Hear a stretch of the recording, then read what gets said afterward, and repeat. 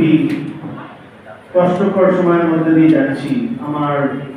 আমি এসেছি এখানে, আমার মার ক্যান্সার হয়েছে, last stage of lung cancer.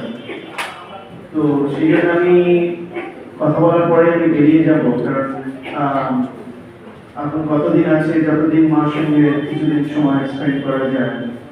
কিন্তু যেহেতু এখানে মিস্টার মন্ডল, আমি আমাদের মন্দিরের সঙ্গে অ্যাসোসিয়েটেড, উনি যখন বললেন যে এখানে এসে কিছু কথা বলতে, তো সেজন্য আমি এখানে এসেছি। নিউ ইয়র্ক কালী মন্দির আমাদের একটা স্বপ্ন ছিল। John F Kennedy, New York John F Kennedy এয়ারপোর্টের খুবই কাছে আমাদের কালী মন্দির, এবং মা কালী খুবই জাগ্রত মা কালী, এবং ওখানে আমাদের বাঙালি কমিউনিটিকে আমরা যাতে একত্রিত করতে পারি। ওখানে আমাদের উইকেন্ডে বাংলা শেখানো হয়, আমাদের ঠাকুরমশাই বাংলা শেখান, এবং আমাদের যে পুজো হয় এটা প্রচন্ড ফেমাস। অল ওভার ইউএস লোকে আমাদের ঠাকুরমশাইকে ডাকেন, এবং আমরা ওটাকে ওয়েবকাস্ট করি। আপনারা যদি নিউ ইয়র্ক কালী মন্দির পুরো ওয়েবসাইটে যান, আমাদের ওয়েবসাইটে পুরো সব পুজোগুলো আমরা লাইভ টেলিকাস্ট করি। এবং রিসেন্টলি আমাদের নিউ ইয়র্ক কনসুলেট জেনারেল বিনয় প্রধান এসেছিলেন, আরো অনেকে লোকজন আমাদের ওখানে ওনারা আসেন। আমি জানি আজকের অনুষ্ঠান হচ্ছে, লোকে কবিতা সবাইকে বলছেন।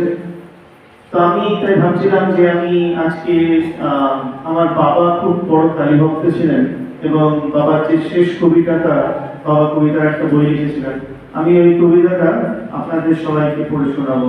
এটা মা কালীর প্রতি কবিতা। তারপরেই বাবা মারা গেছিলেন। তো 23শে ফেব্রুয়ারি মারা গেছিলেন। তো এটা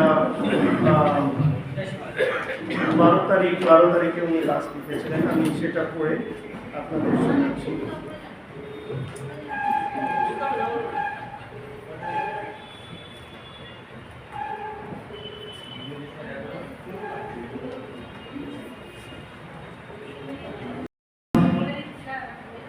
করোনা অনাথ চরণ দুয়ারে রেখো, বারবার আমি বিপথে গেলেও তুমি যেন ধরে রেখো।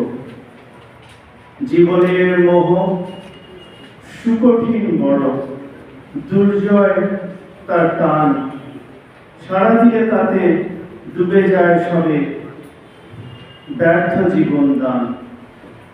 মাতা তুমি ওগো, পিতাও যে তুমি, জন্মে জন্মে যোগ এনেছো হে দেহে তোমার কাজেই,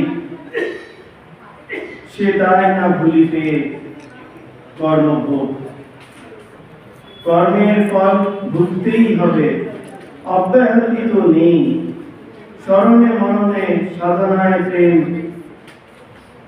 তুমিও না কিছুতেই, ভুলিও না কিছুতেই। আমার চোখ তোমাতেই রেখো, যতদিন দেহে প্রাণ।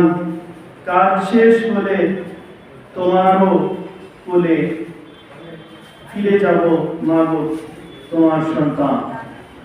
এটা আমার বাবার লাস্ট কবিতা, খুব আধ্যাত্মিক। তো আমি ভাবলাম আজকে আপনাদের এটা পড়ে শুনি। Thank you. আমাকে এখন যেতে হবে, আমার মা খুবই শরীর খারাপ, তো সেই জন্য আপনাদের অনুমতি চেয়ে আমি বেরিয়ে যাবো। Thank you. আরোগ্য কামনা করি।